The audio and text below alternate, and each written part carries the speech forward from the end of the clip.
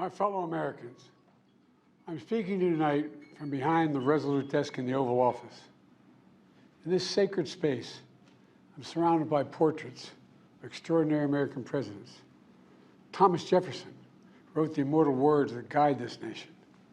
George Washington, who showed us presidents are not kings. Abraham Lincoln, who implored us to reject malice. Franklin Roosevelt, who inspired us to reject fear. I revere this office, but I love my country more. It's been the honor of my life to serve as your president. But in the defense of democracy, which is at stake, I think it's more important than any title. I draw strength and I find joy in working for the American people. But this sacred task of perfecting our union is not about me. It's about you, your families, your futures. It's about we, the people. We can never forget that. And I never have. I've made it clear that I believe America is at an inflection point. One of those rare moments in history when the decisions we make now will determine our fate of our nation and the world for decades to come.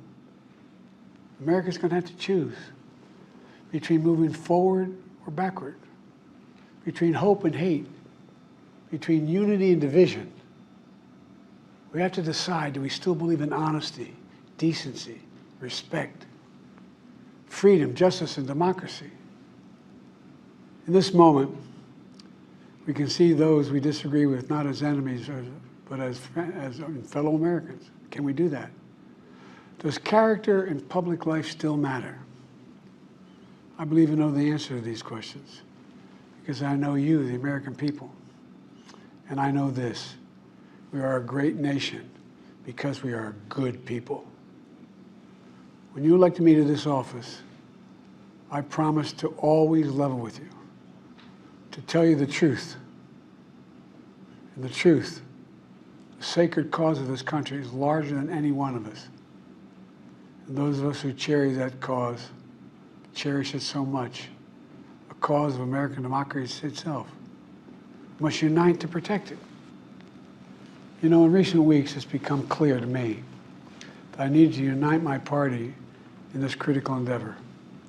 I believe my record as president, my leadership in the world, my vision for America's future, all merited a second term. But nothing can come in the way of saving our democracy. That includes personal ambition. So I've decided the best way forward is to pass the torch to a new generation.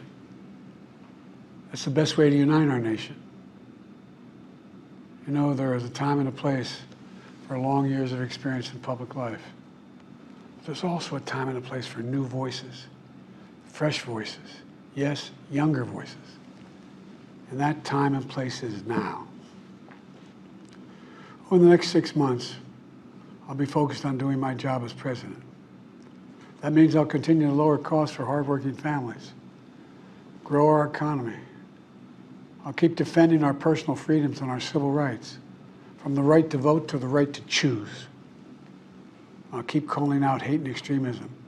Make it clear there is no place in America for political violence or any violence ever, period.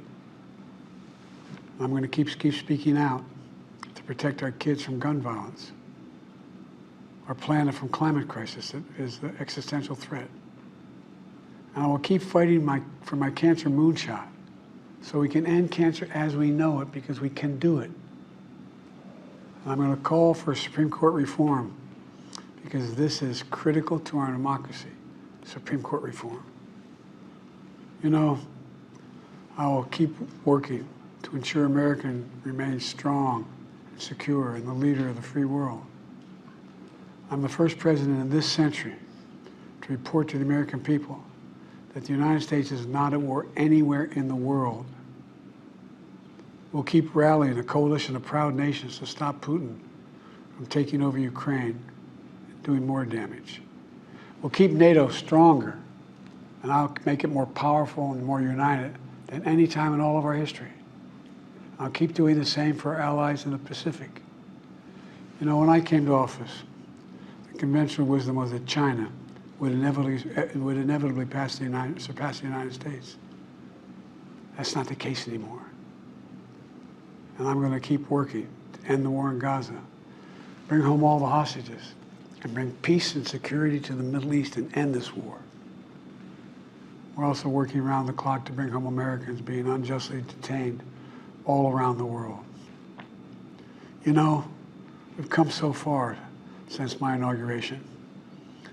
On that day, I told you, as I stood in that winter, we stood in a winter of peril and a winter of possibilities. Peril and possibilities. We were in the grip of the worst pandemic in the century. The worst economic crisis since the Great Depression. The worst attack on our democracy since the Civil War. But we came together as Americans, and we got through it. We emerged stronger, more prosperous, and more secure. Today we have the strongest economy in the world, creating nearly 16 million new jobs, a record. Wages are up. Inflation continues to come down. The racial wealth gap is the lowest it's been in 20 years. We're literally rebuilding our entire nation, urban, suburban, rural, and tribal communities. Manufacturing has come back to America. We're leading the world again in chips and science and innovation. We finally beat Big Pharma after all these years to lower the cost of prescription drugs for seniors. And I'm going to keep fighting to make sure we lower the cost for everyone, not just seniors. More people have health care today in America than ever before. And I signed one of the most significant laws helping millions of veterans and their families who are exposed to toxic materials. You know, the most significant climate law ever in the history of the world. The first major gun safety law in 30 years. And today, the violent crime rate is at a 50-year low. We're also securing our border. Border crossings are lower today than when the previous administration left office. I've kept my commitment to appoint the first black woman to the Supreme Court of the United States of America. I also kept my commitment to have an administration that looks like America and be a president for all Americans. That's what I've done. I ran for president 4 years ago because I believed and still do that the soul of America was at stake. The very nature of who we are was at stake. And that's still the case. America's an idea. An idea stronger than any army, bigger than any ocean, more powerful than any dictator or tyrant. It's the most powerful idea in the history of the world. That idea is that we hold these truths to be self-evident. We're all created equal, endowed by our Creator with certain inalienable rights: life, liberty, pursuit of happiness. We've never fully lived up to it, to this sacred idea, but we've never walked away from it either. And I do not believe the American people will walk away from it now. In just a few months, the American people will choose the course of America's future. I made my choice. I've made my views known. I would like to thank our great Vice President, Kamala Harris. She's experienced, she's tough, she's capable. She's been an incredible partner to me and a leader for our country. Now the choice is up to you, the American people. When you make that choice, remember the words of Benjamin Franklin hanging on my wall here in the Oval Office, alongside the busts of Dr. King and Rosa Parks and Cesar Chavez.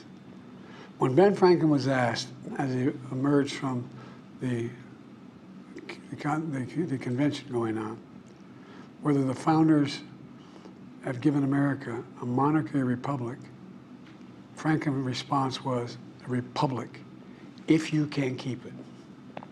A republic, if you can keep it. Whether we keep our republic is now in your hands. My fellow Americans, it's been the privilege of my life to serve this nation for over 50 years.